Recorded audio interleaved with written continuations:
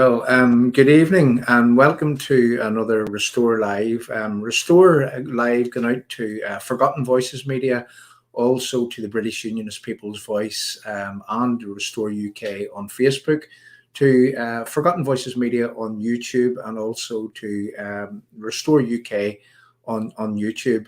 And as you will see from the title of the screen this evening, it's about remembering Enniskillen and a lesser known victim of the Troubles, which actually didn't happen, and that's a place called Tullyhommon. Now, where's Tullyhommon in relation to Enniskillen? Tullyhommon is, if you drive through Enniskillen and you go up through Killadees into Kesh, and you go on out into where Tullyhommon is just before you come to the border at Pettigo. Now, Tullyhommon and Pettigo is basically the same place, and it's separated by a river in places. And if what is the border in between Tullyhommon and Pettigo? Well, if you look down one street, and this you will see, but if you look down one street, there is, I would say, bollards, and there's bollards again on the Pettigo side, and there's probably 6 foot of a difference between those bollards. And I guess that represents no man's land. In other words, there are houses which are backed up against each other.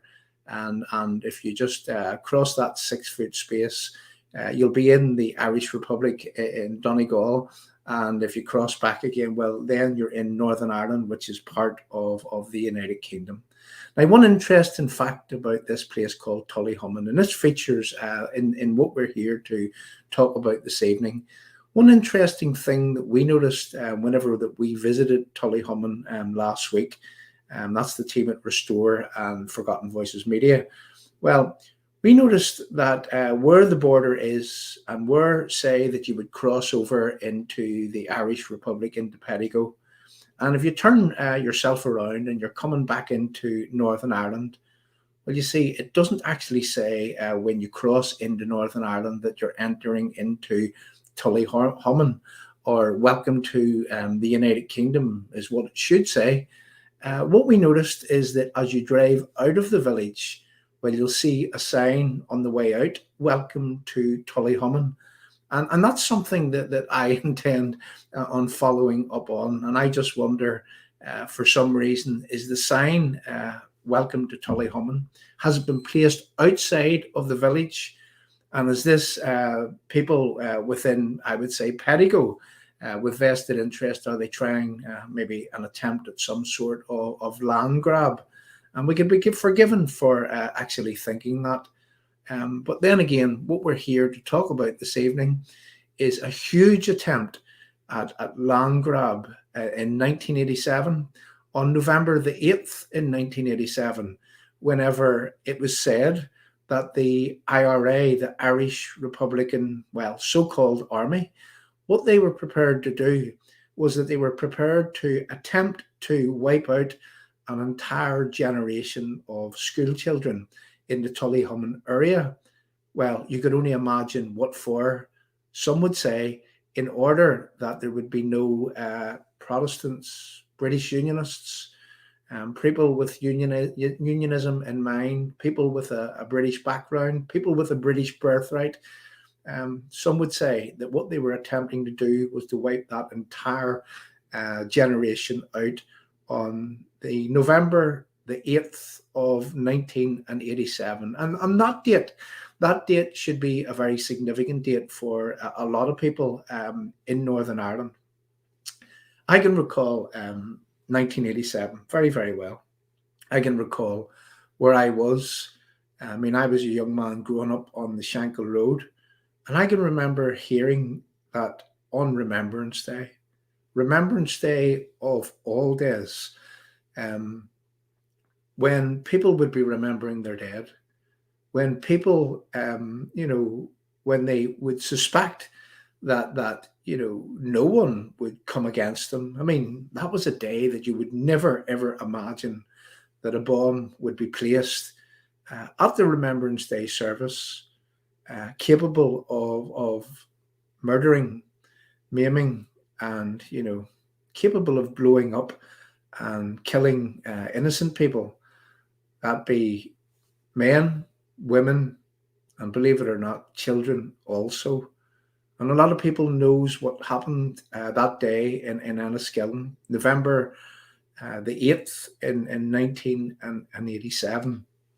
And forgot, excuse me, but it was a day that really shocked the world. And as I say, as a young man growing up on the Shankill Road in Belfast, my thoughts were, what type of people would actually do this? What type of people would seek to blow up people on Remembrance Day whenever they were remembering their dead? What I'm going to do is that I'm going to play a video. Now I have a guest with me, and it is David Griffiths from Scotland. And David's here to just to take a look at what happened on that day in Remembrance Day in 1987, and to give commentary on what it is that he sees from a reasonable, rational thinking outsider whenever he looks at what happened on that day in November the 8th in 1987. So what I'm going to do is I am going to play some footage. Just last week, as I said earlier, myself and three others, one man from the Irish Republic, we went to the Enniskillen area. We also visited Tullyhommon. And the reason why that we were there was to fully understand what it was that happened on that day. And what we're going to do here is that we're going to play a short video, a short documentary style video, which will actually show you what happened on that day. Now, I'm going to ask people before that I actually start to do this, is that if you would share this screen far and wide, if that you would tag people into the live chat. Also, if you're new to this channel, if you would make yourself known by giving us a like, giving us a love, giving us a share, even a sad face or an angry face because of what that you're about to see.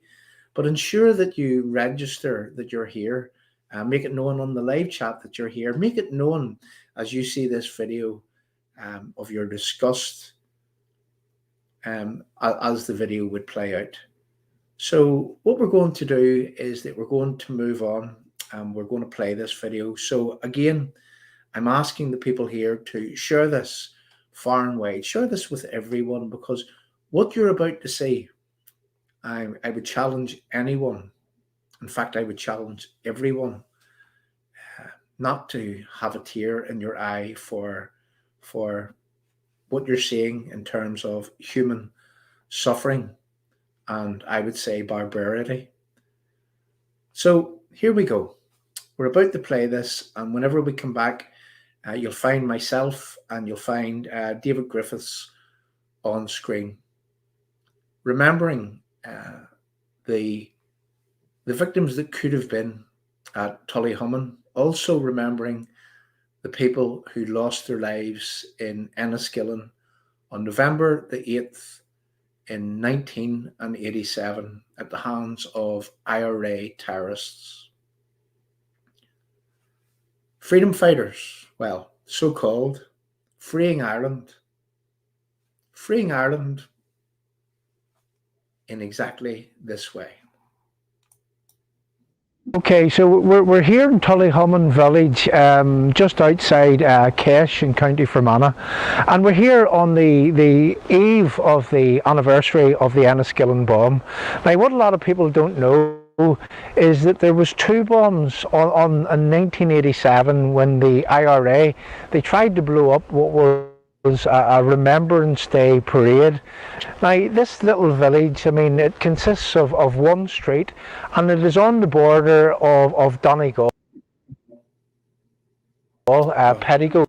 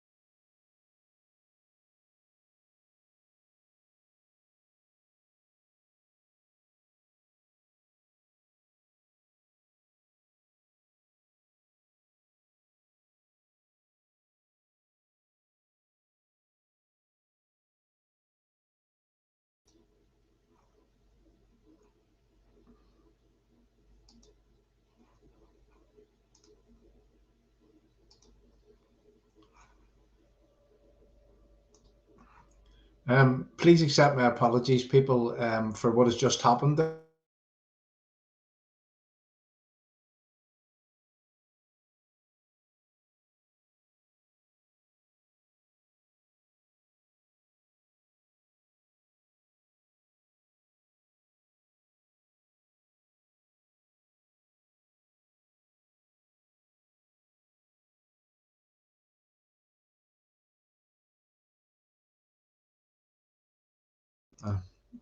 Sorry, people. Okay, so that's the sound on again. We're just trying to re-establish a link now that you can hear me.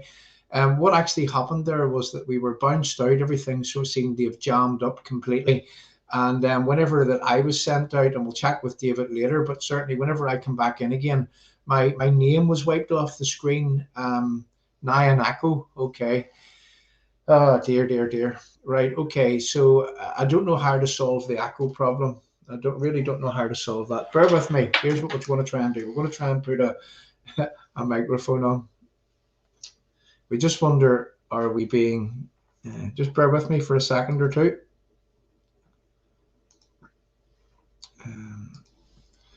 1 2 1 2. Look, if we could just test the sound there for me. If anybody could just tell me if things are coming across okay to me. David, I'm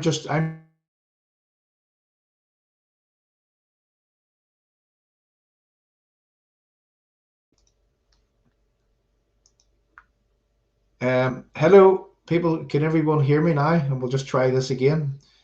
Right. Okay. So, is there an echo? Is there not an echo?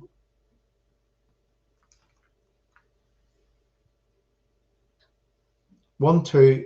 Back on now. Okay. Do we sound okay? Does the sound come across okay? If somebody could just hear you now. Still an echo, Jim?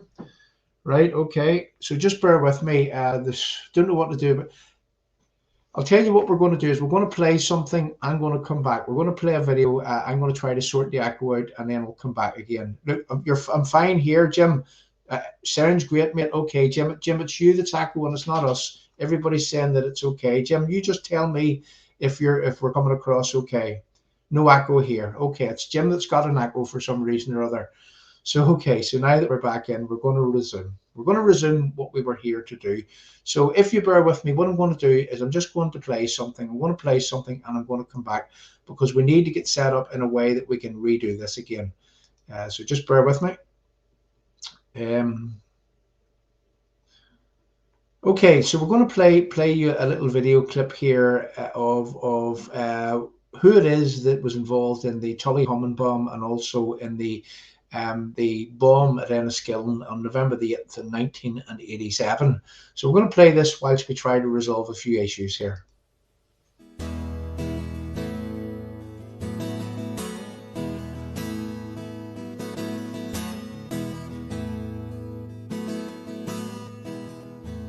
They say the skies of Lebanon are burning, those mighty cedars bleed in the heat.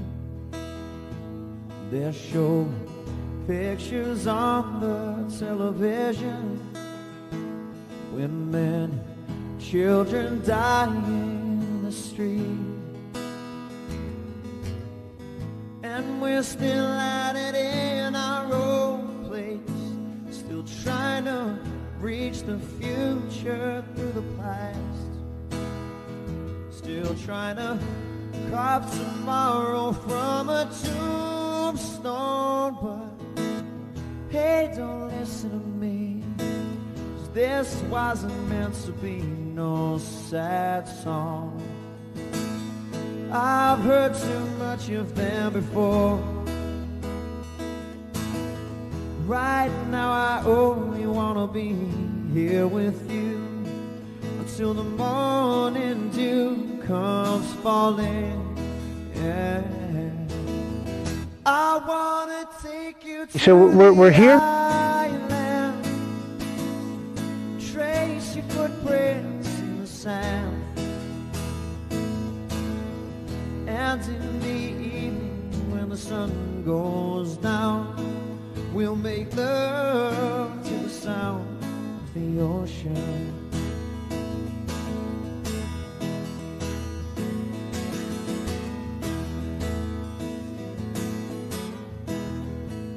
They're raising banners over by the markets, whitewashing slogans on our shipyard walls, witch doctors praying for a mighty showdown. There's no way our holy flag is gonna fall. Up here we sacrifice our children, ruin our dreams of yesterday, and teach them dying will lead us into glory. But hey, don't listen to me, this wasn't meant to be no sad song.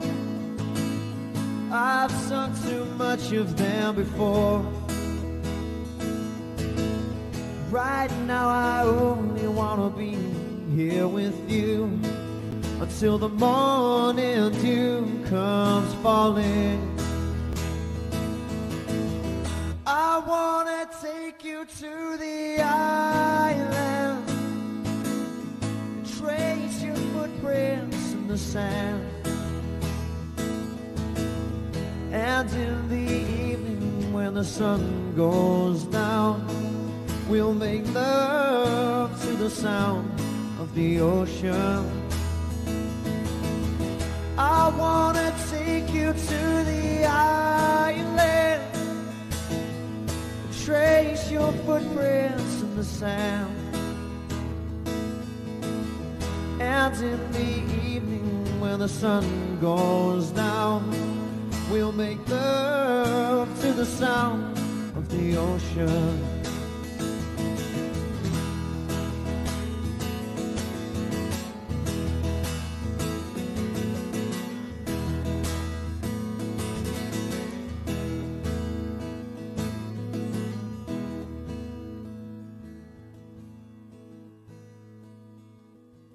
I wanna take you to the island, trace your footprints in the sand, and in the evening when there's no one around, we'll make love to the sound of the ocean. And in the evening when there's no one around, we'll make love to the sound of the ocean.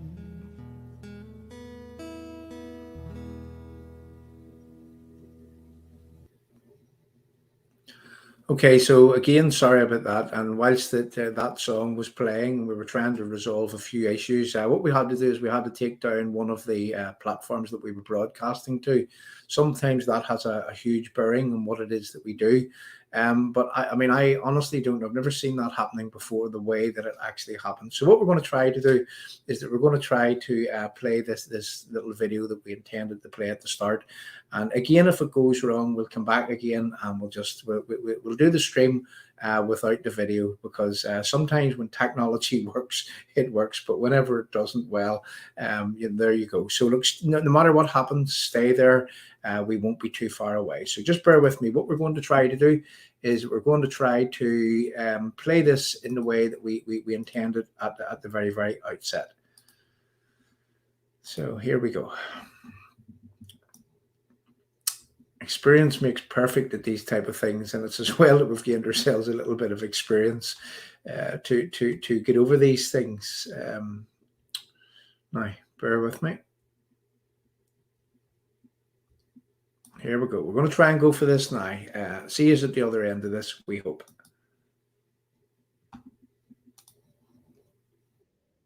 So we're here in Tullyhommon village, just outside Kesh in County Fermanagh, and we're here on the eve of the anniversary of the Enniskillen bomb.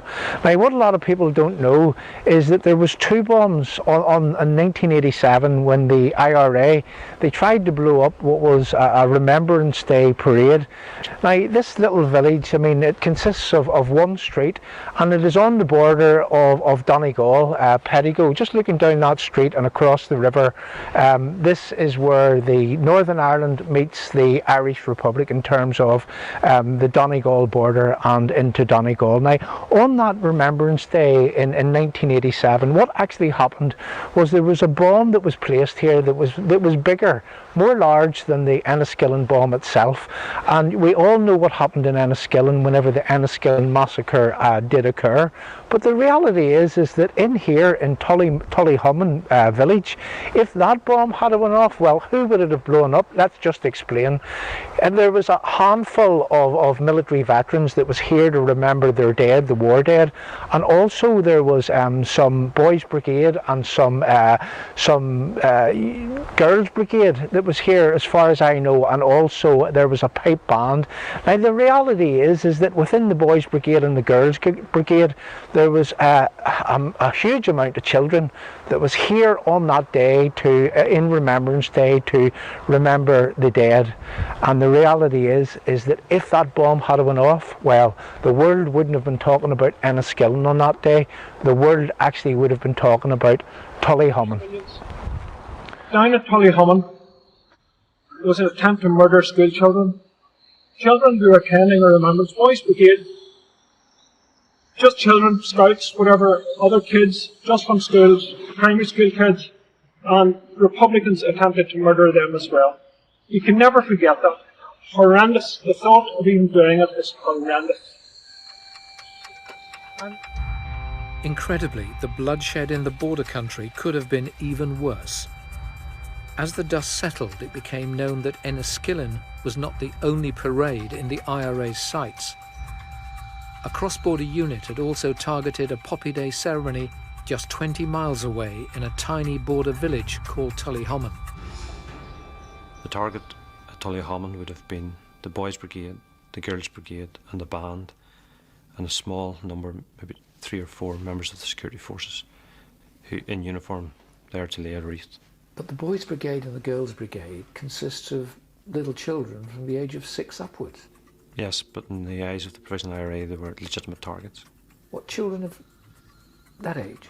The purpose of the attack was to attack the Remembrance Day, the establishment, and the community in Fermanagh. The bomb was 4 times the size of the Enniskillen device, but it didn't go off. A tractor is said to have driven over the command wire, thus preventing carnage that may have eclipsed Enniskillen. Now, again in Tullyhommon, what you'll notice is that the main street is actually just behind us, just literally behind where the camera is here, just a few yards from me. But if you look down this street and you look to where the far grey building is with the white cornerstones on it, yeah, that actually is Donegal, and that is within close proximity to Tullyhommon. That is where the Irish Republic actually is in relation to Tullyhommon in Northern Ireland. So it was quite easy for those people on that day to run a command wire to try to actually to blow to smithereens the people that were here remembering the war dead on that day. If you would just like to zoom down and show exactly how close that this is.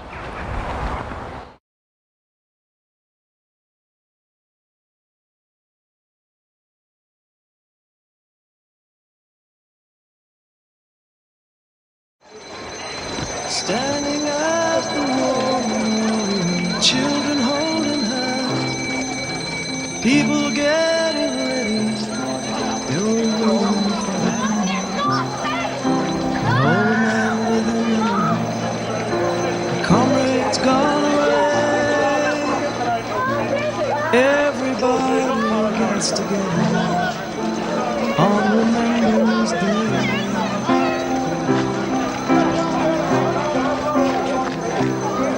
When the wild wind came without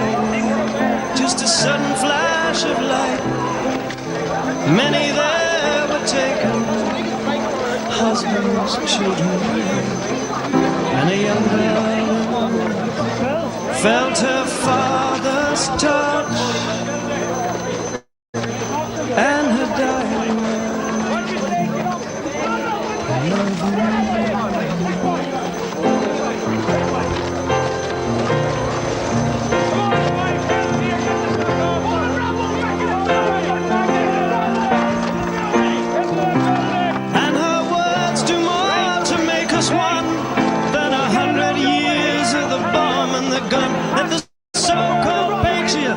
see what they have done.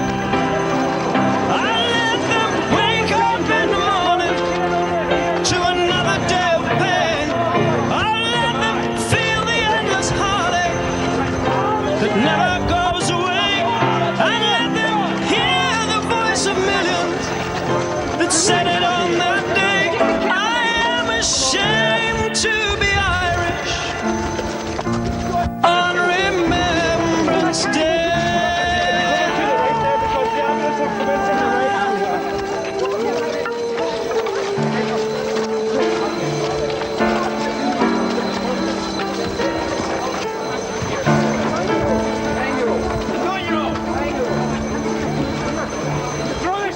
Standing up, children hand in hand. Another year is over. Perhaps we understand that words of love are stronger than words of hate. Let us not forget on Remembrance Day.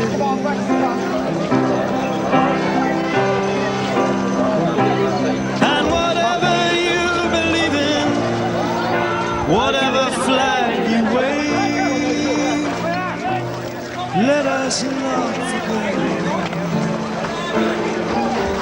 on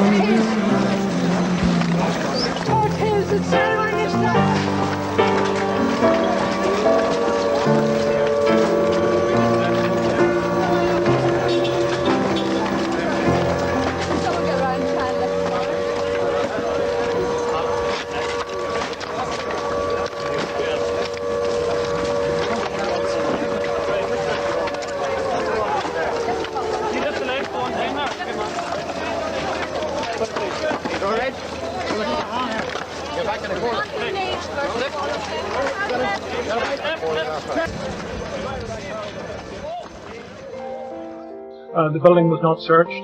I don't know who made that decision, whether that decision was made by REC headquarters or who made that decision.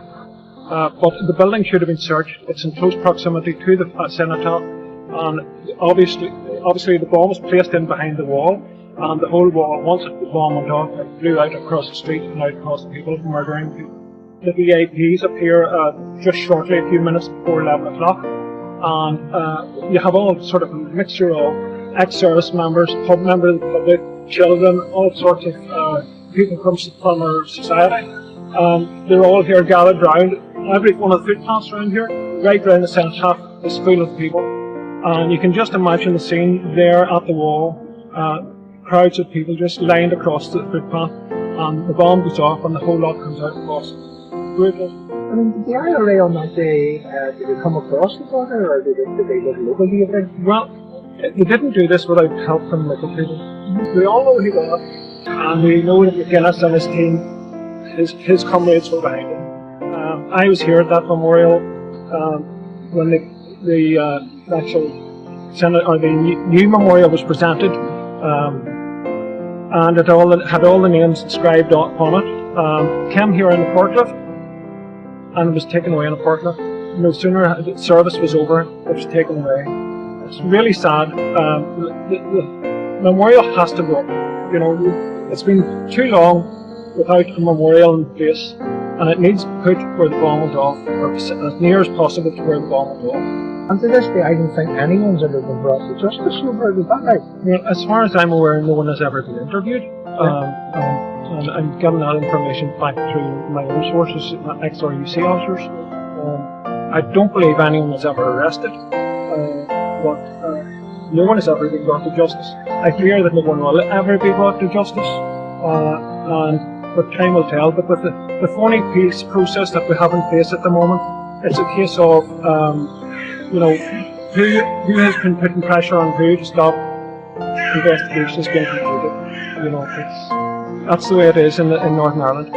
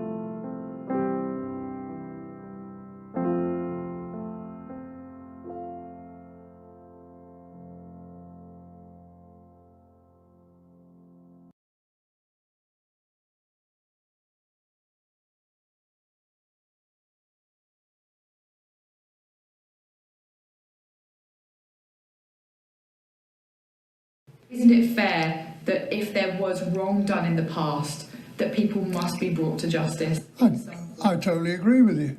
I totally agree with you. And, but let's talk about justice for people, families and all that. What about the people that was killed in Enniskillen? Families, men, women, kids. Was there an inquiry into that?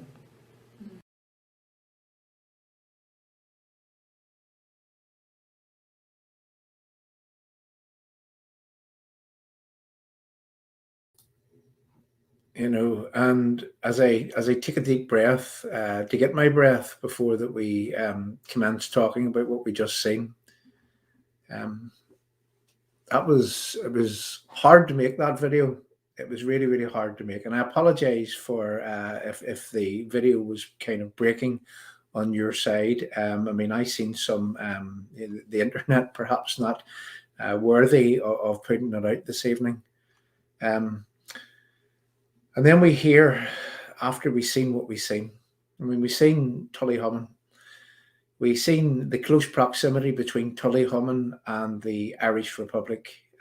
6 foot of a difference, and a river in places would separate the Irish Republic from Tullyhommon and the IRA. Well, they decided that what they would do is that they would run a command wire, across the river, and up to where the meeting point was, where the people were forming up to walk around to the church to have their remembrance service. And it was just by luck, absolute luck, that a tractor had run over the command wire, which meant that whenever they detonated, or they tried to detonate that bomb, the bomb actually didn't go off. Now, there is footage in Tullyhommon on November the 8th of 1987, whenever they showed the bomb that was found. They showed that where it was. They showed the area from where the command wire was actually run. And just try to understand the gravity of that situation. And that's before we move on to Enniskillen. Just try to think about what type of people would place a huge bomb, a bomb that would have dwarfed what went off in Enniskillen. We all seen the carnage that happened in Enniskillen, and this bomb, it was aimed at wiping out, an entire village. Kids in the boys' brigade, in the girls' brigade, young children in a pipe band. And from what I'm led to believe, there was a handful of military veterans, numbering, some would say, 3, 4, maybe 5. And yet the maniacs, the extremists in the so-called freedom fighting army, well, they wanted to free Ireland by killing men, women, and a huge number of children. And it was just by, I'm going to say, an act of God that they didn't actually get to do what they wanted to do on that day. And then we look at Enniskillen, and we look at the carnage, which you just seen. We look at people being taken from the rubble, dead. And, it's in a way, it's lucky to have that footage. However, we would only wish that footage wasn't available, but we're lucky to have it, so that the terrorists, they can't get away with rewriting the history, that they were involved in some sort of honourable war, that they were fighting the British and taking on the British. Well, what were they taking on the 8th of November in 1987? Whenever I was talking to Alex Elliott. Alex Elliott comes from a family of Unionists in Fermanagh, and some of you may have heard of Tom Elliott, which is the UUP councillor, which is a family member of Alex, and then there's Keith Elliott, who's in the DUP also in that area, and the Elliots in Fermanagh, and they're very, very well known. And Alex told me of the time surrounding the Enniskillen bomb, and he went on to tell me that there was a memorial to be placed at the site of the Enniskillen bomb. And what did he say was that there was a building, an old building, and someone they gained access to it, and there's a lot of questions to be asked. How did they gain access to the building? Who let them in? The bomb was placed inside the building, behind the wall, where the people would have been standing on Remembrance Day, looking towards the cenotaph. And there's a lot of questions, and it has never, ever, ever been followed up as to who let them into the building. How did they get into the building? How did they place a bomb without even the security forces searching the building? Because this was a time in 1987 when the IRA were hell-bent on blowing people up. Protestants, just for the sake of, because you're British, because that you want to remain part of the United Kingdom. Well, this is the type of fate that would have awaited you at the hands of this evil organisation. So there's a lot of questions to be asked around the time of the Enniskillen bomb. And then we learned from others on the scene whenever we visited Enniskillen the other day about where the bomb came from, about how many people were involved in planting that bomb, about who that it was that was in command of the unit that actually planted the bomb. Who all remembers this peace, this man of peace, Martin McGuinness?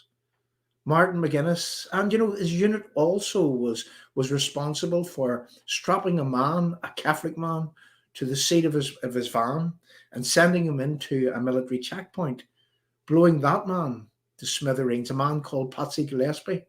But yet Martin McGuinness, the worldwide, is hailed as a peacemaker today. And we see unionist politicians sitting alongside, whenever he was alive, this evil, evil man. And, it beggars belief, the sorts of things that was happening and the sorts of the lengths that people from within our own community would go to sit alongside these people, these unrepentant terrorists, these people who continue to destabilise Northern Ireland in whatever way that they can, to listen to the stories. And then whenever we get to the end of that video, and I hope you noticed, words from Dennis Hutchings. Dennis Hutchings, he gave these words 3 weeks before that his untimely death. And what was it that Dennis said?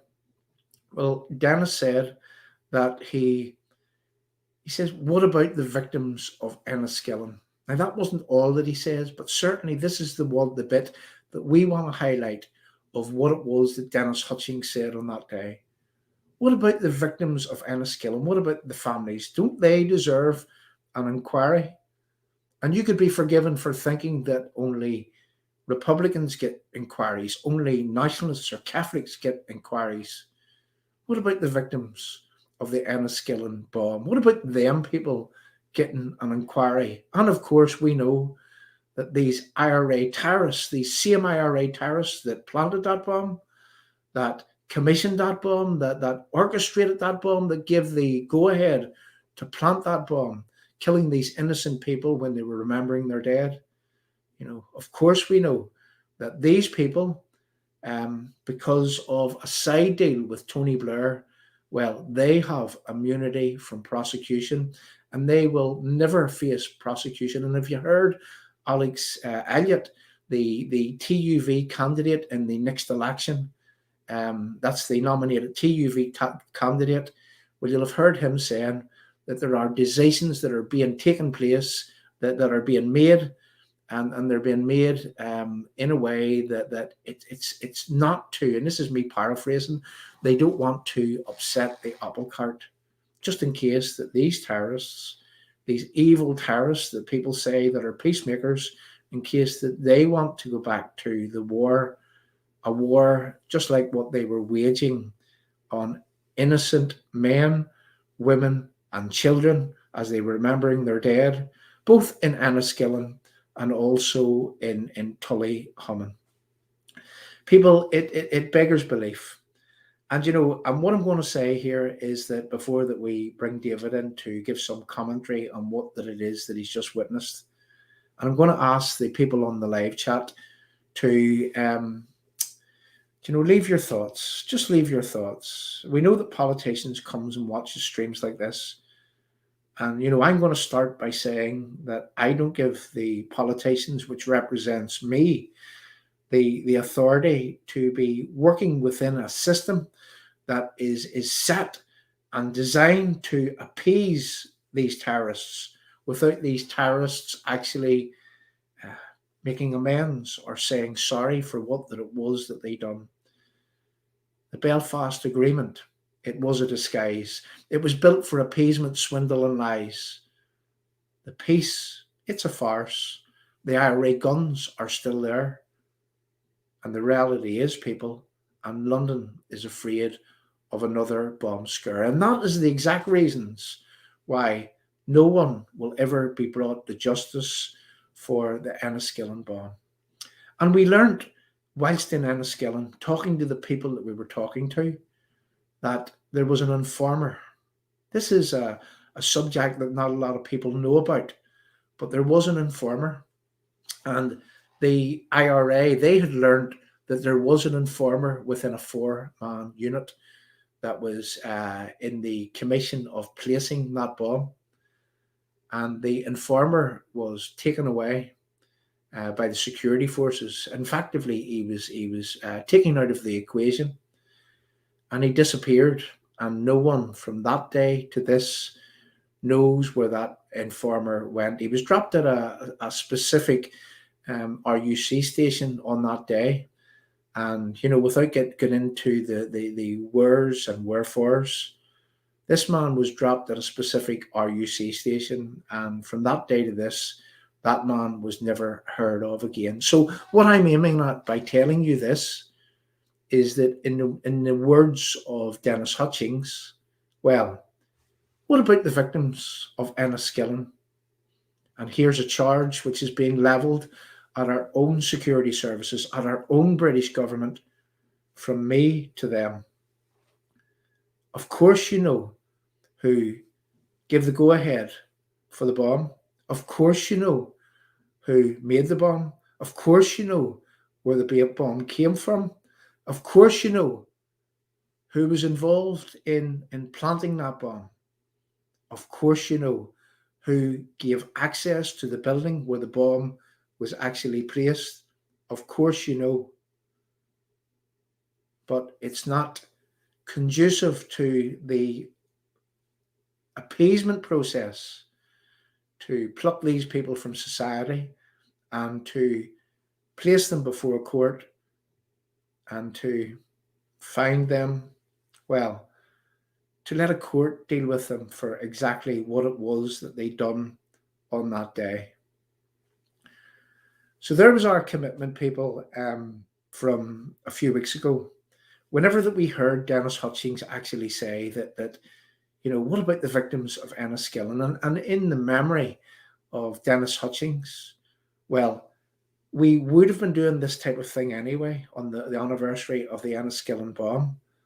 But in the memory of Dennis Hutchings, we have two things to follow up on.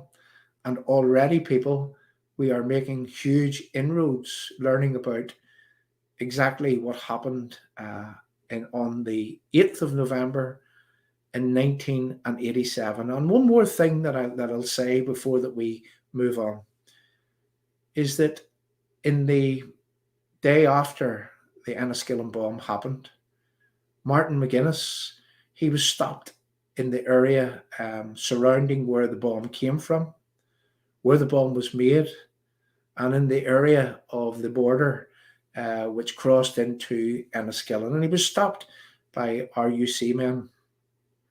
And it was thought at that time that Martin McGuinness was there to find out what went wrong. What went wrong? Well, what went wrong was that innocent men, women, and children were slaughtered on that day. And shame on the British government. Shame on our own politicians. Shame on anyone who holds this appeasement process up. Shame on them all, because it is by their actions that the people of Enniskillen, the victims of Enniskillen, well, they will never get justice, while these same terrorists, whilst they have immunity from prosecution. David, you couldn't make this up. You really, really couldn't make this up. And David, what I would like you to do is just to give your inner thoughts as to what it was that you just seen. And, David, I'm not going to put words in your mouth. Over to you, David. Thanks, John. Well, really, my feelings on seeing that are deeply, deeply moved, very sad, very humbled by the efforts of the people to save and rescue the victims of that appalling crime. I remember very well when it took place. I was a fairly young man living in London, and I remember I was very outspoken about issues like this and occurrences like this, and so much so that the people in my office in London used to say to me, "We don't really know. There are two sides to every dispute, and you don't know that could have been the MI5 or the British Army who actually planted that bomb to make the other side look bad." And I just thought, you idiots, you have no idea what you're talking about. And it's very easy when you live in Great Britain, that is, of course, England, Scotland, and Wales, to get inured, if you like, to the scenes of violence that took place regularly, with horrifying regularity, in Northern Ireland.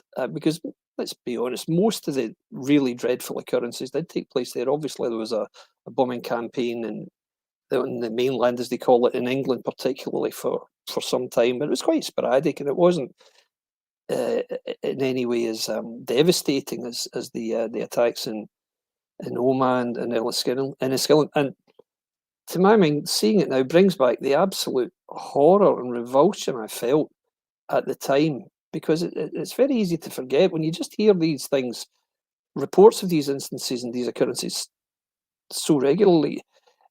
It's difficult to feel the same sense of outrage every time, because you almost become anaesthetised to it. It's a dreadful thing to say, but it's true. But now what I feel looking back is two things. One, thank goodness we moved on from that time.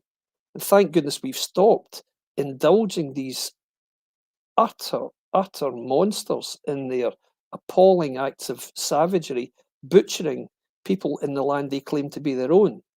And what it makes me feel even more is something I touched on in previous speeches, so forgive me if you've heard this before, but what I cannot accept these threats that by sticking or by breaking the Northern Irish Protocol, by endangering or risking the Good Friday Agreement, then we risk a return to these violent scenes. No, we don't.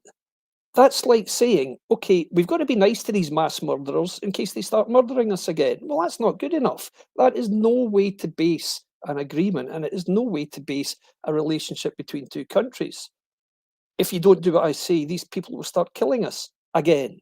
These people we've already freed from jail will start slaughtering us again unless you're nice to them.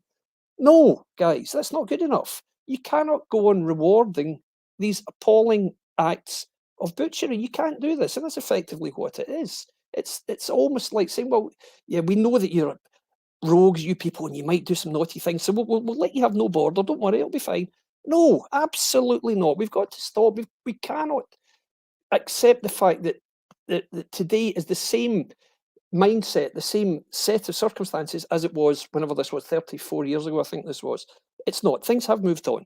I don't believe there's any real possibility of a return to violence. Whatever happens, I don't happen to believe that.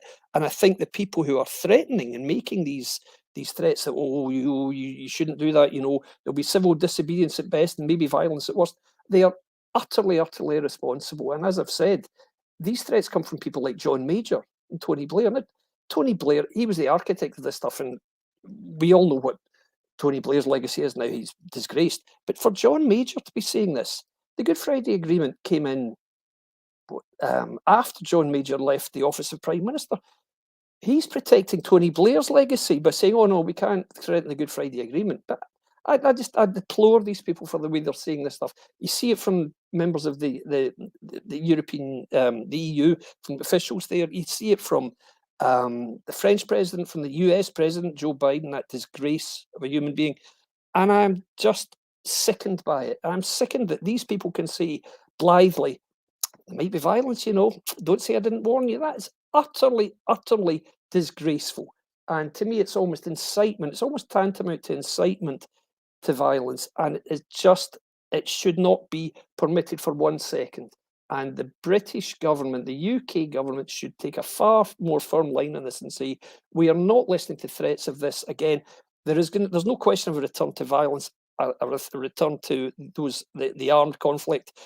None at all. And we will not countenance that. We will not tolerate that in the discussions at all. Not for a second. So what must happen in Northern Ireland?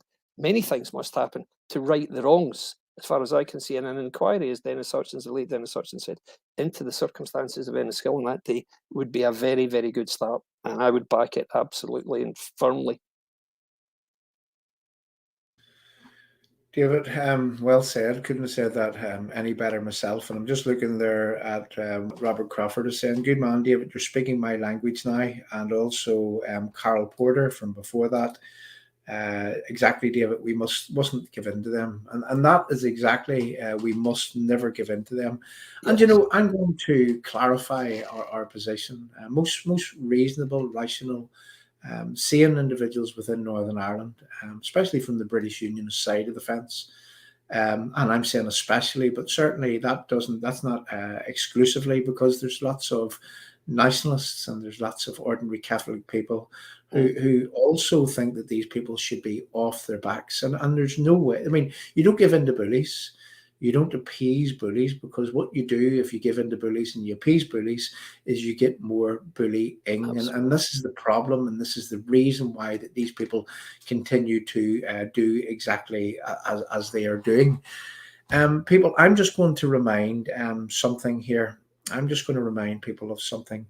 And if you were here in time where you've seen that mini documentary that we made last week, and I'm going to explain something before that we move on. Well, you see, there was a 3-man team from here at Restore under the banner of Forgotten Voices Media. And what we did is that we travelled to Enniskillen. We also travelled to up around to Tullyhommon, Pettigo area. and the fuel costs for that. By the time that we got our dinner, by the time that people took days off work, and this wasn't included in what I'm about to say, but certainly I reckon that what that day actually cost us was somewhere in the region of somewhere between 200 and 250 pound, and that was just flat costs for the transport and the getting us around and doing what we had to do. And then there was a special software program that had to be bought in order to do the video. But now that we have that, and I'm going to say that I take my hat off to the people that over the period of weeks there and months that has contributed to our PayPal account, because this is what the fruits of what you have donated has turned into us here at Restore and at Forgotten Voices Media, being able to go to Enniskillen on the eve of the anniversary and to document and to show and to bring these stories. So this is the reason why that we say that if we are to do more of this, and believe me, we are going to do more of this, and that's no matter why that it leaves me penniless and it leaves the people in our background penniless. Well, we will continue to do this, but I'm going to say that we have a lot of things that are planned coming up. We intend following this Enniskillen bombing till its nth degree, and we intend exposing what it is that we can without getting ourselves into trouble. And also we intend lobbying politicians and those in authority with evidence of what that it was that happened in Enniskillen that day. And another thing that we're going to follow up on is a bomb known as Narrowwater or Warren Point, and that's when British soldiers were blown up. And that also was a request by Dennis Hutchings. What about justice for Narrowwater is exactly what he said. So people, this is like never before. If you can help our work, well, now that you're seeing the fruits of what it is that you've contributed, I ask that if you could put a small amount into the channel. There's no money going on us. We're not spending this money on ourselves. We're using this money in a way that should be used. I mean, we're not getting any funding like nationalist groups or like other groups, which is on the side of those people which are protecting killers and murderers, like the ones in the Enniskillen bomb. So we rely on the support of the people. So I'm going to pop a PayPal link onto your screen.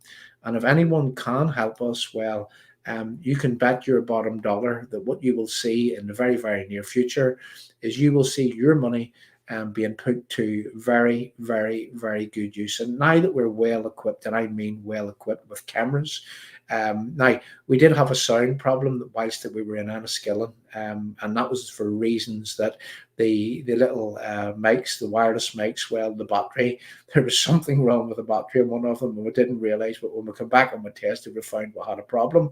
But people were not going to be found in that position again because we have some backup sound systems quadrupled basically in order that the sound is going to be good. Anytime that we do this, and we're not professionals, we are amateurs at this game. But you know something, we need to know how to do this, and when we need to know, we will certainly get to the point where we do know. We've got a lot of well, you can see, you understand that we'll go anywhere, anytime, any place. And in that area in Pettigo, well, there was a memorial to the IRA volunteers. And, the people that were looking at us when we were rocked up with cameras and get out, and we were over at their side and at our side, so to speak. But we didn't worry who was watching us. We just done what we had to do. And then we away we went. So I take my hat off to the people that actually made that little mini documentary possible, and there's a lot more to come. So again, there's a PayPal link on the British Unionist People's Voice. There's one in Forgotten Voices Media. There's one in Restore UK. In fact, they're in all the live chats in the areas, and they're also in the title of this screen. So again, thank you very much for the people that has helped us to date. And yeah, you are in for a lot more in the very, very near future. So what I'm going to do, David, is I'm just going to go through some of the live chat. This is a man here that I met just a few weeks ago, a man called Mark Officer, and he came and he made himself known to me. Now, I've seen Mark before, I've seen him a lot on our live stream, and I was speaking at an event in memory of Dennis Hutchings, just off the Shankill Road, up there at Canberra Street in the Somme Memorial Garden. And I was speaking, and after I finished, Mark, he came and made himself known to me. And Mark, I thank you very much, Mark, for continuing to come to our channel.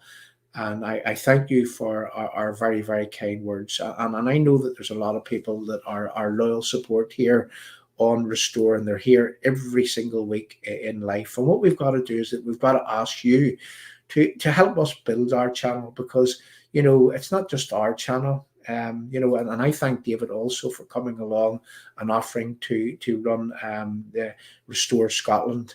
Now, David wasn't broadcasting last night, but we have some people coming with David actually next week.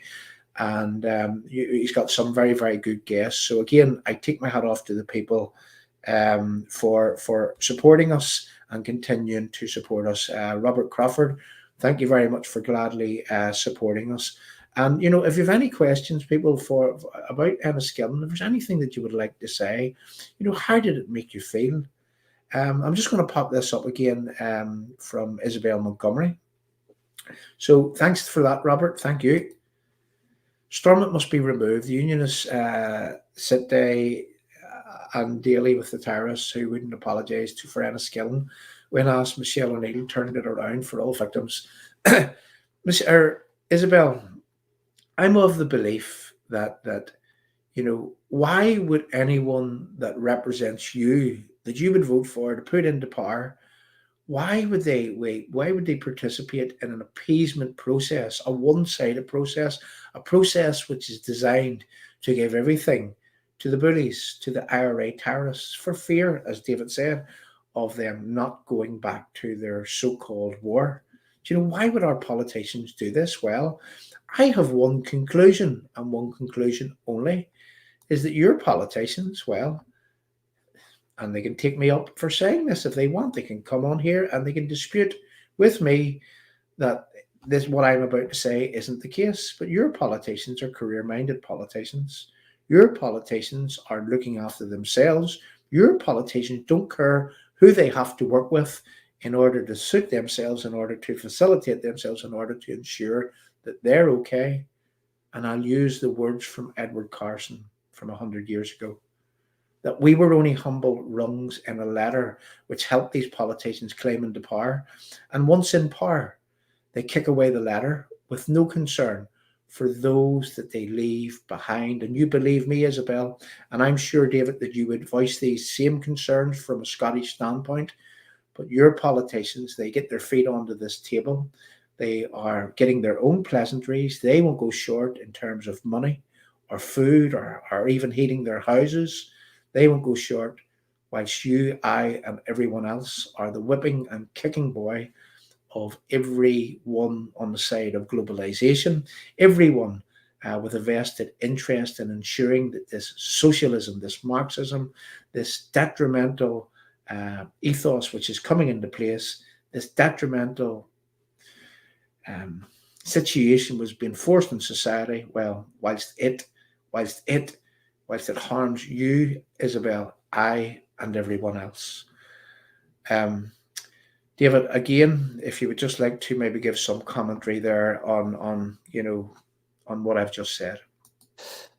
Happily, yeah. I mean, I always try to bring this round to at least partially Scottish affairs as well as Northern Irish affairs, because, as you know, John, my feeling is any attack on any part of the Union is an attack on all of us, and I feel that very strongly. And I feel that it's only by fostering unity across the four component parts of the United Kingdom that we will get to strengthen the Union and confound those who seek to break us apart. Touching on something you just said, the politicians in Holyrood, for example, I saw it in the campaign, the election campaign in May. It seems that the pro-UK, the supposedly pro-Union politicians were only too happy to be voted back in. albeit via the what they call the list, which is the second vote in Scotland. The Scottish elections, you get 2 votes, and all of the career politicians in the main pro-UK parties were saying, vote twice for our party, although vote out in full. So all they were really saying was, give both votes to me, because if I don't get in the first time, I've got to get in the second time, so help me out here, would you? And it's just pathetic. It's all they care about. And they were quite happy, these pro-UK parties, to be in opposition. It seemed at times, I stood for a party, as I think I told you when I first came on here 2 weeks ago, I stood for a party which was called All for Unity, and the whole point of that was to try to get some sense of cooperation across all of the pro-UK parties. It didn't really happen because they weren't really interested in us. And in fact, in the last 4 weeks of the election campaign, they turned their fire on us as the enemy rather than the SNP, which is the real enemy in Scotland of pro-UK politicians. And that was simply because they wanted placemen. I actually spoke to an elected MSP at the count in Glasgow. He said, oh yeah, as soon as you started polling at 4%, and he listed all the Conservative, it was, MSPs who would have lost their seats. And he said, we'd have lost Rachel, would have lost whoever else. And I thought, this is unbelievable. And that's why he started attacking us. And he said, yeah. So there you go. And that's where we are. We've got people who are far, far more concerned about their own lot in life than they are about the maintaining and preservation of the union. And these people are in Holyrood now as our elected representatives, and people have put them there. And the numbers in that election campaign were staggering. I think I mentioned this 2 weeks ago. Because the SNP get a large percentage of the pro-UK, of the constituency vote, they get almost 50%, but they won 85% of the seats. And that meant these other guys were chasing a far lower number. So most of them knew they weren't going to get in via the first vote, so they had to get the second vote, and that's what stopped a different group of people who would have been able to be in Holyrood in greater numbers. So these people were quite happy to stop other unionist candidates from getting in, just as long as they get in. And now they sit mutely as, Queen Nicola spouts her absolute rubbish every week, and her henchmen and women who are even worse. I mean, these people are barely able to dress themselves in the morning, never mind represent Scotland. It's just ludicrous. One of those elected representatives is the MSP for, I think it's Glasgow East Shettleston, somewhere like that, East End. And he regularly refers to the IRA and IRA terrorists as freedom fighters. And he says, oh yes, of course, some people consider them freedom fighters. And he's only saying this to curry favour with the very large demographic in his constituency who will happily vote him in because he stands against the union. Now, this is something that's very, very concerning to me. You're seeing these people, these scenes, these appalling individuals who planted bombs because they didn't like the administrative and governmental setup in Northern Ireland. That's why they planted bombs. That's why they did it, because they didn't approve of the way that Northern Ireland, the 6 counties in the northeast of the island of Ireland, were being administered and governed. That's why they planted bombs, right? These people in Scotland now, the people who are voting for the secessionist, separatist movement, the movement, the SNP, which wants to break up the United Kingdom, among their ranks are people who attack, and you won't believe this, members of the emergency services. In the last year, there were 8,000 separate instances of attacks on the emergency services. Now, the reason I mention this is, part of the reason that firemen of all people, and ambulance drivers come under attack is because they are seen as representatives of the Queen or the Crown. And so they represent the UK and Britain, so they are fair game. And you just think, this is utter madness. How can people be so utterly stupid? Firemen are there to put a fire out, and people are throwing bricks and bottles at them because they work for the Queen. What kind of madness does it take? What kind of idiocy does it take? And to me, it's a matter of incredible good fortune. Providentially, Scotland has never been a place where a bombing campaign has taken place. As we know, the IRA never planted bombs in Scotland. They did a lot of recruiting in Scotland, and they had a lot of people in Scotland. Certainly did a lot of fundraising. I mean, we saw it at football grounds, a certain football ground in particular, every weekend. But luckily, there were never any incidents like that. But it doesn't take that much of a leap for these weak-minded fools to go from throwing bricks and bottles at firemen to start shooting people and placing bombs in buildings and then run away. And that's my worry, that Scotland, this appalling drift that you see into nationalism, could take a very ugly turn, and that's why I'm so anti it. So I agree totally that you're seeing, and I totally identify with the frustration with pro-union politicians in Stormont who are sitting side by side with Sinn Féin, who are, let's face it, the Provisional IRA's political wing. That's what they are. That's what they've come from. The SDLP is nowhere in elections these days. It's presumably not hard-edged enough. It's not got enough credibility for these voters. So I do find it a huge frustration also just watching the strife between the various unionist parties in Northern Ireland is just baffling to people in the rest of the UK. But I can very, very much identify with and understand the frustration with these people when they just seem to be pocketing a wage, sitting among people, whom it would turn my stomach to be anywhere near, never mind sit as a colleague. I just couldn't do it. I genuinely could not do it. So, yeah, I see great parallels, and I really hope that we can, in identifying these parallels with the Scottish, in Scotland with the Northern Irish situation, that we can nip it in the bud and head it off and ensure that we don't go through the same sort of scenes as you people were forced to endure for far too long. And so, yeah, we have to call these people out and say, look, remember, you're here to represent us, the electorate, the people. You represent the country being the United Kingdom of Great Britain and Northern Ireland. That's it. Now, I get it that nationalists in Northern Ireland and the Republic of Ireland don't like that very much, but that's the way it is, guys. This is our country. There is a border between the two states and the island of Ireland. People might not like to hear that, but there is. And it was only too easy in days gone by for these cross-border activities to take place. And maybe that's one of the reasons why they don't particularly like the idea of a manned border again. But this suggestion that the creation and direction of a manned border will make people murderers again, not good enough. Wholly unacceptable, and it should be dismissed outright when it's even brought to the table. And the fact that so many people are saying it without being ridiculed for doing so, to me, is just ludicrous and utterly shameful. And I will never ever stop. I'll never give up believing this. Never. I will certainly never give up calling it out. So that's how I would answer you there, John. I've every sympathy with the way you guys feel about your politicians letting you down, because it's exactly how we feel in Scotland. Yeah, absolutely. And just today, I mean, intend following this up also, is that we heard the Leo Varadkar, who's the previous Taoiseach, and he's now the Taoiseach, I think he is at the minute, which is the second in charge of the Republic of Ireland.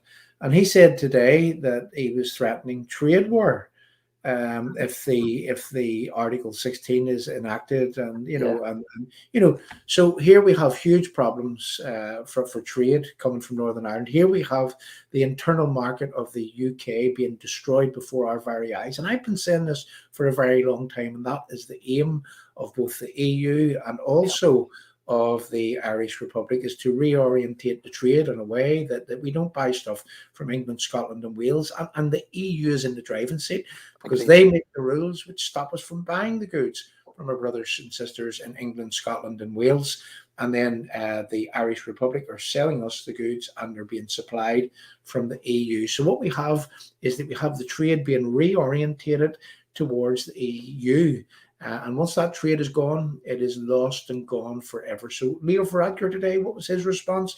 Whenever we say that this is just totally unfair, aren't we meant to live in a society of tolerance and where everyone is catered for, and where your belief, your culture, your way of life, your lifestyle choices, well, all of those should be accepted from within society. But of course, if you believe in your unionism, your United Kingdom unionism, well, you're not included. You have to be destroyed at any cost. So we have to continue to call these people out. And I do intend to follow up on what it was that Leo Varadkar was saying. And when we're people that's known for turning up places, believe me, we intend turning up to a place, and you'll see that on Restore. very, very soon. And as I say, people, we've got now equipment in a way that we're totally professional. We did make some silly mistakes with our not well, we didn't have a backup basically in terms of our sound, but that will never ever happen again, and we will you will see coming to you very, very soon total professionalism in everything that we do. And you'll see some I'm going to say bold outreaches, or reaching out, or reaching in, or, well, let's just say that we'll be doing things that no one would actually expect of us. And you believe me, we're here to do it because what we want to do is that we want to highlight absolutely everyone and everything, which means British unionism right across the United Kingdom, which means us the most harm. So again, what I'm going to do, I just wanted to touch on something that Tommy Lloyd had said. And David, I'll give you your first go at this. I'll read it out and you go for talking about it first. But Sure. I find this just really typical. This typifies what is happening right around the United Kingdom right now, where we have people in power who detests everything about the United Kingdom that gives them a job, that gives them wages, that gives them a good life, and all they want to do is to destroy it. And these people don't understand that what they're doing is they're creating a monster which will ultimately eat them, because the people that are using them to fight against the system that is provided for them for all of their days and their family in years gone by, well, those people, well, they're just using them as useful idiots, and they will soon be the victim of the same monster which they helped to put into place. So let's pop this up by Tommy Lloyd. I'll read it and you go for talking about it. So here in Liverpool, our Labour City Council has cancelled this year's Remembrance Sunday Parade and wreath laying at the Cenotaph at St George's Hall. Cancelled to facilitate a German-themed Christmas market in and around St George's Hall. I'm 66 years old, says Tommy Lloyd, and this Remembrance Sunday Parade has taken place ever since I was a child. The Remembrance Sunday Parade will now take place at our cathedral instead. The irony and the most sickening thing about this is that our city council has given their, and I can't read the rest of it, but I think that we get the gist because there's only so much I'll go into chat. But Tommy, thanks for putting that up. And if you would like to just answer up on what you see there, give an opinion, David. Sure. On a very prosaic level, if you like, yeah, German-style Christmas markets are becoming more and more popular in cities all over the UK. You see them. Glasgow's got a huge one. Manchester's always a huge one as well.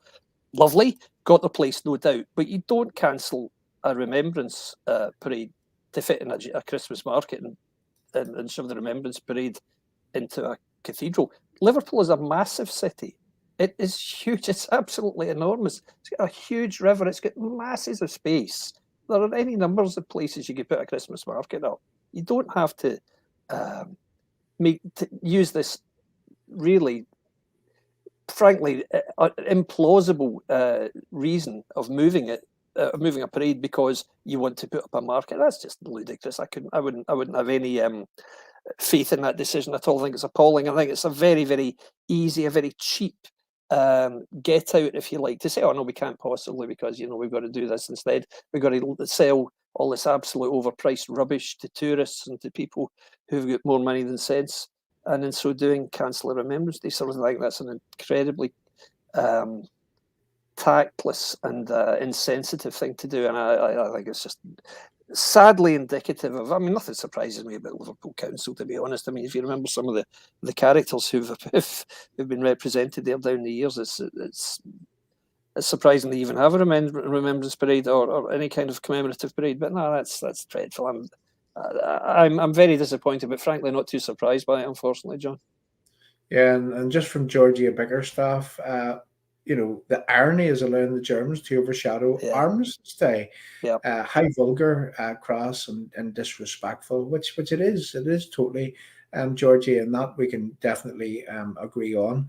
Yeah. So, David, what we're doing is that we're now at the 1.5 hour sort of limit. Now we'll go on for a little bit more. And again, I'm saying to the people on our live chat, please accept my apologies that we had the problem at the very, very start. But I'm going to say I don't think it was a problem our end. I don't know. Was it some sort of an attack that the whole thing came down, names and everything on my end, they disappeared off the screen. We had no cameras, no nothing, and I've never seen it happening in that way before. So I'm going to stick with that. That maybe that we were attacked. I don't know, and brought down. Was the thing at the very start. But look, people, you can't keep people. You can't keep people who are so determined. You can't keep us down. We'll continue to broadcast no matter what the situation is. So, David, again, if you would just like to talk about what it is that you want to be doing at Restore Scotland over the coming weeks and months, if you'd just like to give people an update on that. And then what we'll do is I say, once you do that there, well, I can literally have a little rant. You can say goodbye to the live chat and whatnot. And what we'll do is we'll play us out, remembering what the IRA were capable of. And the reason why that I'm not playing that documentary style thing at the end is because once we finish here, people, I'm going to put that on a live show, and we're going to put it on its own, and we're going to transmit it directly to all the channels that we broadcast to, in order that people can see this 15 minutes of footage on its own to see if you can throw a huge big video again. So David, over to you just to explain what it is that you're going to be doing in the coming weeks and months at Restore Scotland. Sure. Okay, everyone, for those of you who don't know, John has kindly allocated me a regular weekly Tuesday night slot to talk about Restore UK type activities, primarily with a Scottish slant, if you like. Now, I have, John mentioned there, a lot of really quality guests lined up. Now, these are people from quite disparate sections of society, if you like. A lot of them are my ex-colleagues from the political campaign back in May when I stood as a candidate in the Scottish parliamentary election. So a lot of them are very, very well worth hearing, including one big star name, which I won't over promise and under deliver, but I'm very hopeful he's going to join us. He has said he will. And also, I've asked some people from other walks of life, many friends and acquaintances with whom I've had discussions about what we're doing, and a lot of those guys and girls have expressed a real interest in coming on board, and I think that's very important to do. What I'm trying to do with the Restore UK Scotland page is two things in general. One is to emphasise the fact that there is a parallel stream of activity, or there are parallel streams of activity going on in Scotland to strengthen the union in our own right, because we do face an existential threat in Scotland also. Scotland could be, if the SNP, the SNP government, the largest party in Scotland, if the SNP has their way, then the United Kingdom will be broken up. Now, this is what this is the term I always use because it's exactly what they're trying to do. They're trying to break the country apart. It's not about independence, it's about breaking up the country. They would happily partition Scotland. There are various areas in Scotland they would never go with the rest of Scotland if they chose to become independent. It's my fervent hope that they won't. So what we're trying to do is to head that off by whatever means necessary. And the best way we think we can do that is to show up the ruling SNP administration as the most incompetent, potentially corrupt, arrogant, self-centered administration in the history of the devolved assembly, which is what it is in Scotland. They grandly call them a government. It's not really. There's one government, that's in Westminster. So that's one thing we're going to do. And secondly, what I'm very keen on doing, as I think I mentioned earlier, is strengthening the ties between Scotland and Northern Ireland, because you see a lot of activity happening in what they used to call silos in the workplace, which is when you do something all on your own, separate from everybody else. And I think it's very, very important that we work in tandem with one another, and we have cross fertilization and swapping of ideas and doing things together. And when I say together, I'm talking about the various states or provinces or nations of the UK. Now, some of you will know that maybe 3 weeks ago, last month, there was a march in Glasgow and a rally in George Square from Scottish Unionists protesting against the Northern Irish Protocol and calling for its abandonment because it's simply not fit for purpose. It treats Northern Ireland as if it was an EU state and as if it was more part of the Republic of Ireland, part of the United Kingdom, and that's simply not acceptable. So we were calling for its end, and I spoke at that rally, and that's when I came to the attention of guys like John. So I plan to do more stuff like this. So two things in essence, really. One is continue to fight the SNP, the separatists, who wish to push their identity politics and their frankly racist ideology of resentment and hatred of English people as a mechanism to try to break the country apart, and we simply will not have it. It's not the way that most people in Scotland feel. It's not even the way most SNP voters feel. Opinion polls regularly show these days that there is no majority in favour of a second referendum, even never mind independence. So we have to stop them. And secondly, as I say, work in conjunction with our friends in Northern Ireland and indeed in England and Wales if we get other people doing the same thing.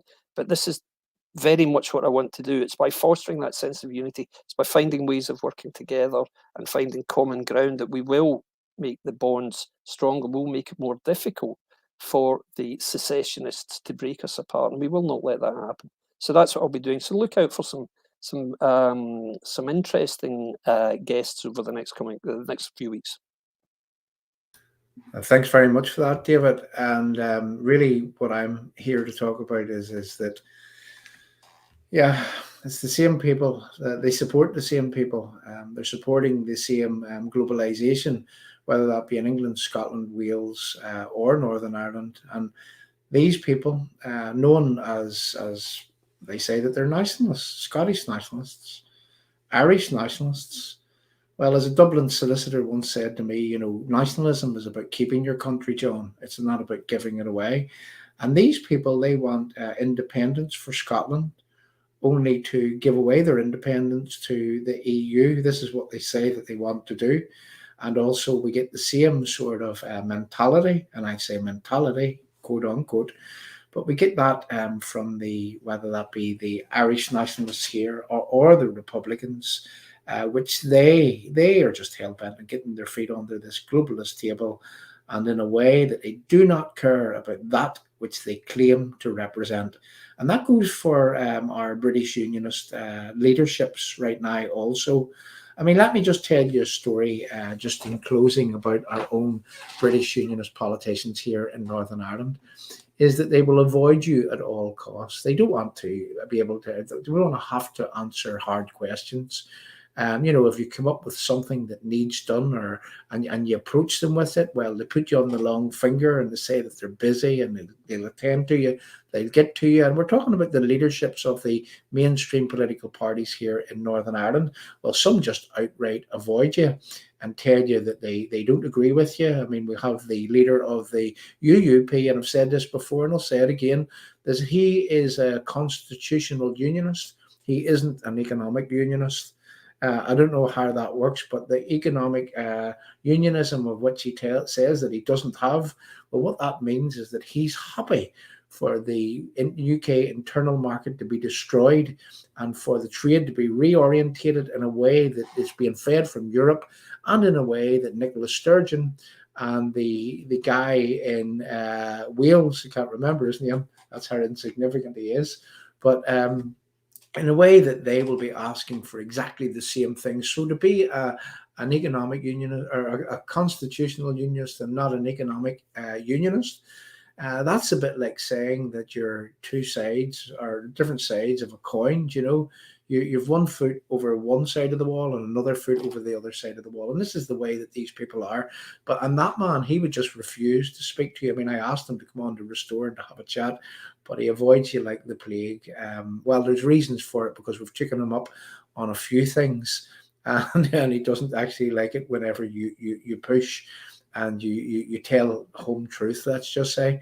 And then we look at Jeffrey Donaldson, where he promised that what he was going to do, he was talking tough, and he was going to ensure that minds were focused by doing the right thing for and on behalf of British unionism, and doing the right thing by saying, and this isn't a bad thing, by actually saying that what we should do is that we should focus minds, we should focus all minds, we should literally say that we can't be part of an appeasement process which seeks to ensure that terrorisms have the upper hand over victims, that terrorists are being treated better than their victims, that victims will never, ever, ever have any type of justice, that ordinary citizens, well, their democracy doesn't matter, where ordinary citizens, if they look towards the United Kingdom, and this is in law, this is in the so-called Belfast Agreement that they say is an internationally respected agreement, and they say, well, according to the Belfast Agreement, that it cannot be broken, but it can be broken if it goes against British unionism in Northern Ireland. It most certainly can't be broken if it's going against Republicans or nationalists. And he says that they can't have a border between Northern Ireland and the Irish Republic. But yet we see a border in the North Channel, a border in the Irish Sea. Well, this is totally unacceptable to me as a British unionist. And, you know, our politicians, well, Jeffrey, he said that he would pull this, he would just pull out. I call it a protest. And this is his democratic right to have and to make this protest and to simply state the reasons why. And the reasons why would be, well, we will be back. We are happy to work within this process when this Sinn Féin IRA don't have a private army outside the door, when they don't have guns that we've seen returning to the streets in 2019 and 2020, when they were firing over IRA men's coffins, when they continue to use the two-tier approach, the two-horse or the twin-tracked approach, whereby that they use the threat of violence and they use the politics, and this is totally unacceptable. So there's a lot of things within our process here in Northern Ireland that needs to be ironed out. And Jeffrey Donaldson could have stated quite clearly, look, as a British unionist leader who represents people who voted for me and voted for this party to put us in power, well, we can't be part of a process which seeks to make them second-class citizens, which seeks to remove their democracy, which seeks to ensure that they don't get the same democracy as people right around the United Kingdom. And Jeffrey would have had the moral high ground and would have every entitlement to do such a thing. And that, my friends, was the only way of focusing minds within this process. I mean, we don't want to return to violence on the streets. We want a society based on fairness, real equality, togetherness, but a togetherness in where that you're not looking over your shoulder and you're not looking at the people that says that they want to reconcile with you, when really what they mean is that they want to destroy everything and anything that you've ever believed in. That, to me, friends, is totally unacceptable. But of course that we know and we see that Jeffrey Donaldson, well, he's not the man for the job. What we need is that we need a leader who will be up off his knees, and he will stay off his knees, and he will nip this in the bud before that it goes any further. Because if it's not nipped in the bud, we will find ourselves on the receiving end of being designated a new Ireland. And in turn, this will break up the entire United Kingdom. And who do we blame? Well, I blame the unwillingness and the inactions of British unionist politicians right around the United Kingdom, David. And that is the case. So, David, if you would just like to address the live chat and say your goodbyes, what I'm going to do is I'm going to play us out with not a song this evening, people. We're remembering the Enniskillen bomb. We're also remembering what could have happened in Tullyhommon. And let's emphasize, let me just drive this home completely, what Tullyhommon was. Tullyhommon was an attempt to ethnically cleanse Protestants, Unionists, British people that looked towards the United Kingdom and wanted to remain part of the United Kingdom like their forefathers did. This was an attempt to ethnically cleanse an entire population of a small village just above Fermanagh, which is on the border of Pettigo with Tullyhommon. That's what it was. It was an attempt to ethnically cleanse those people. And some people say that this ethnic cleansing from these Republican terrorists, well, it was an illusion. Well, people, when you would go there and when you would see what they were trying to do, and when they didn't care about wiping out a whole generation of school children, to me, this is indisputable when you look at the evidence. What did they expect? What did they expect? And then we do see, as I say, and I'm going to emphasize this, is that the sign for Tullyhommon has been moved on the way out of Tullyhommon into the Northern Ireland. It's as if that what they're doing is they're extending the Patigo area. And I don't know who made the decision to put that sign up, but again, we're going to look into it and we're going to try to ensure, we're going to ensure that that sign is put back where it truly belongs. And that is whenever you cross the border from the Irish Republic into Northern Ireland, which is part of the United Kingdom. So thank you very much, people, for coming along. Please leave your messages of support for David on the live chat.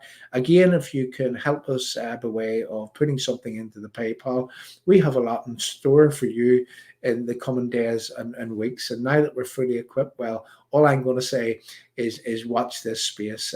So whenever I finish this video, I'm going to go straight to sending the little documentary style video out for people to watch on their own. We're going to live it to Forgotten Voices Media, the British Unionist People's Voice, and the Restore channel on Facebook, also to Forgotten Voices Media and to Restore UK on the YouTube channels. So people, just take your time, watch that, somewhere between 12 and 15 minutes of clip. Watch it in the comfort of your own home, and I challenge you not to have a tear in your eye. For me, what does it make me? Well, it chokes me up and it makes me very angry that our politicians that we elected to serve and protect us and to ensure that we were safe, well, they have turned a blind eye, and they simply, people, there is no other way of looking at this, they have let this happen. Over to you, David, and thanks very much for coming along.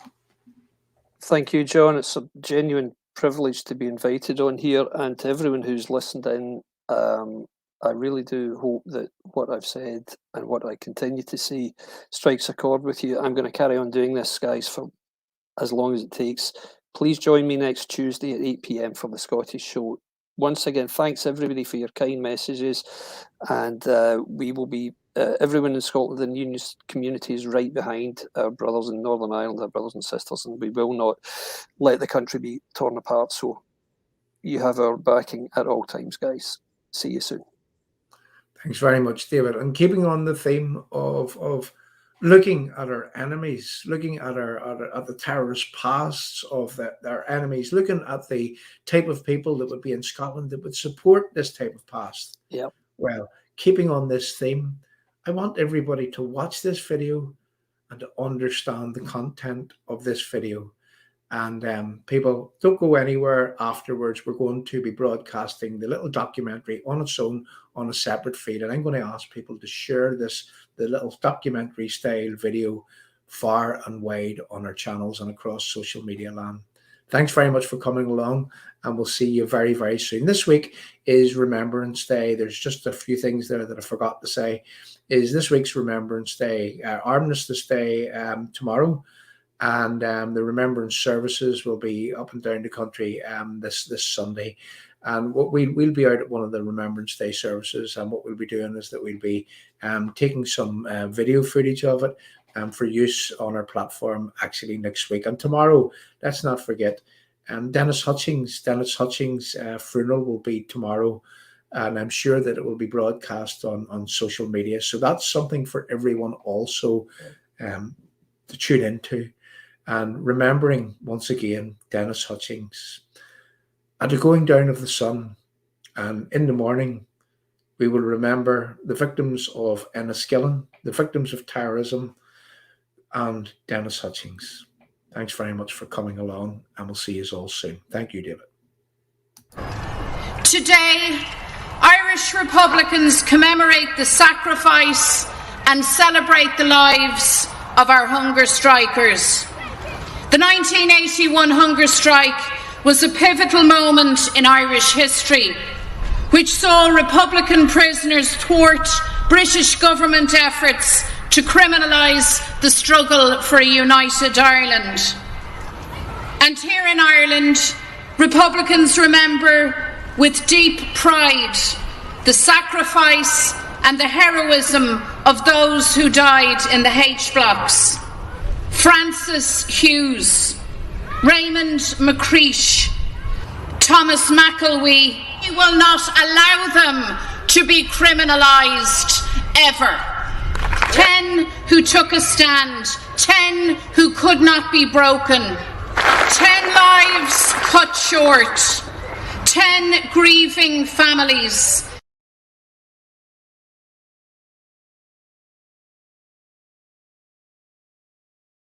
Ten figures who will never be forgotten.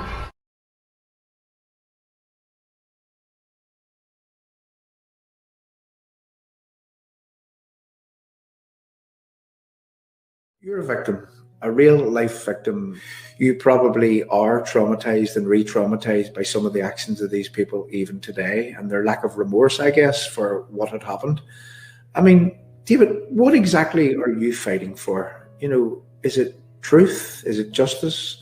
Well, I guess I would have, see, as a reaction to what happened to us, me and my family, my mother and my younger brothers, we all moved to London. So we were sort of out of the picture in our formative years. But I returned as a young man and I looked around and said, you know, who killed my father, you know? And how is my father being remembered? Or is he just going to be forgotten completely? You know, a footnote in the history books. And then as I made more and more inquiries into what happened to my father, I was saying someone should be held to account. And I was thinking along the lines of, yes, someone in a court of law being found guilty. So, you know, that's where I would have been coming from. In more recent years, like it's 37 years this year since it happened. I'm not so much interested in someone serving a prison sentence, to be honest, at this stage. But it's more to just have someone held accountable in some form, whether it's in a criminal or civil court, or there's a public inquiry. I know there's other methods like coroner's court and so forth. It's just to have someone held to account, so it should be remembered in the history books of what actually happened on that day, and there could be no muddying of the waters. I mean, for years, what I call the Provisional Republican Movement, which includes Sinn Féin, would have spread the malicious rumours that my father was actually killed in a friendly fire incident, and it was all covered up by the authorities. So that's a constant lie I've had to deal with for years. You know, so that's where it's just getting that truth out there.